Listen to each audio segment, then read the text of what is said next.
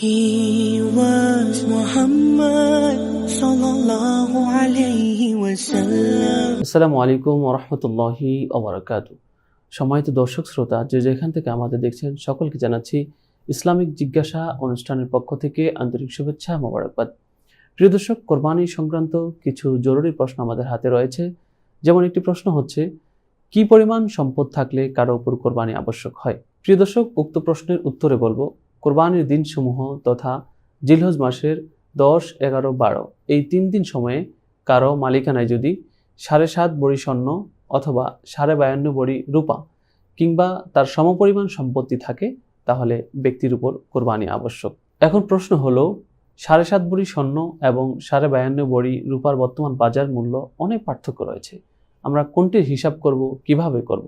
উক্ত প্রশ্নের উত্তরে বলবো, কারো মালিকানায় যদি শুধুমাত্র স্বর্ণ থাকে, অন্য কোনো সম্পত্তি নেই, তাহলে যদি 7.5 ভরি স্বর্ণ হয়ে থাকে, তখন শুধুমাত্র তার উপর কোরবানি আবশ্যক হবে, অন্যথায় আবশ্যক নয়। আর যদি বিভিন্ন ধরনের সম্পত্তি থাকে, কিছু স্বর্ণ, কিছু রূপা এবং অন্যান্য সম্পদ মিলে 52.5 ভরি রূপার বর্তমান বাজার মূল্য হয়ে থাকে, তাহলে তার উপর কোরবানি আবশ্যক হবে। প্রিয় দর্শক, 52.5 ভরি রূপার বর্তমান বাজার মূল্য কত, আমরা কিভাবে তা হিসাব করব? এই প্রশ্নের উত্তর আসলে একেবারেই সহজ। আমরা যে কেউ চাইলে বাজারে গিয়ে হিসেব করে নিতে পারি। যেমন উদাহরণত, প্রতি ভরি রূপার যদি বর্তমান বাজার মূল্য আমরা ধরে থাকি 1200 টাকা, তাহলে 52.5 ভরি রূপার বর্তমান বাজার মূল্য 63,000 টাকা এসে দাঁড়ায়। সুতরাং কারো মালিকানায় যদি কোরবানির এই 3 দিন সময়ের মধ্যে প্রায় 63,000 টাকা অতিরিক্ত থাকে, তাহলে ব্যক্তির উপর কোরবানি আবশ্যক। এখন প্রশ্ন হলো, এই 63,000 টাকা, এই নিসাব পরিমাণ সম্পদ যদি কারো কাছে ক্যাশ না থাকে, কারো কাছে যদি তার প্রয়োজন অতিরিক্ত জমিন হিসেবে থাকে, তিনি কিভাবে কোরবানি করবেন? উক্ত প্রশ্নের উত্তর হচ্ছে, ক্যাশ টাকা থাকা আবশ্যক নয়। কারো কাছে যদি প্রয়োজনের অতিরিক্ত জমিন থাকে, তাহলে তাকে জমিন বিক্রি করে হলেও কোরবানি করতে হবে।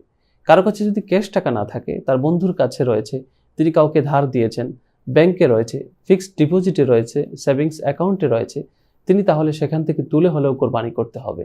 যদি সেখান থেকে তোলা সম্ভব না হয়, কারো কাছ থেকে ধার করে এনে হলেও তাকে কোরবানি করতে হবে। প্রিয় দর্শক, কোরবানি প্রসঙ্গে এরকম অবহেলা করলে আমাদের চলবে না। আমাদের মনে রাখতে হবে, কোরবানি ইসলামের অত্যন্ত একটি মূল্যবান বিধান, ইসলামের অত্যন্ত আবশ্যকীয় একটি বিধান। মহান আল্লাহ রাব্বুল আলামিন তার প্রিয় হাবিবকে লক্ষ্য করে বলছেন, ফসল্লি লিরাব্বিকা ওয়ানহার, হে হাবিব, আপনার প্রভুর রাহে আপনি নামাজ পড়েন, আপনি কোরবানি করেন। নবী করিম সাল্লাল্লাহু আলাইহি ওয়াসাল্লাম হাদিস শরীফে অত্যন্ত কঠোর ভাষায় বলেছেন, মান ওয়াজাদা সাআতান ওয়া লাম ইউদাহি ফালা ইয়াকরাবান্না মুসাল্লানা, যে কোরবানি করার সামর্থ্য রাখলো কিন্তু কোরবানি করলো না, সেজন্য আমাদের ঈদুল আজহার নামাজ পড়ার জন্য আমাদের মুসল্লাতে, আমাদের ঈদগাহে না আসে। প্রিয় দর্শক, আমাদের যাদের উপর কোরবানি আবশ্যক হয়েছে, আমরা সত্যিকার অর্থে সঠিকভাবে হিসাব করে ওয়াজিব কোরবানি আদায় করা উচিত। আল্লাহ রাব্বুল আলামিন আমাদের সকলকে আমল করার তৌফিক দান করেন, আমিন। আসসালামু আলাইকুম ওয়া রাহমাতুল্লাহি ওয়া বারাকাতুহু। প্রিয় দর্শক, আপনাদের জীবন ঘনিষ্ঠ যে কোনো প্রশ্ন জানা থাকলে আমাদের কমেন্ট বক্সে লিখে রাখুন। ইনশাআল্লাহ আপনাদের পাঠানো প্রশ্ন নিয়ে আমরা পরবর্তী কোনো ভিডিওতে হাজির হব।